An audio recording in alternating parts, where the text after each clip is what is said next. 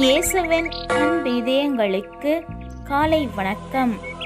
இந்த நாள் உங்களுக்கு ஆசீர்வாதமாக அமைய வாழ்த்துக்கள். இப்புதிய நாளுக்கான ஆசீர்வாத இறைவசனம் 1 பேதுரு அதிகாரம் 3 இறை வார்த்தை 12.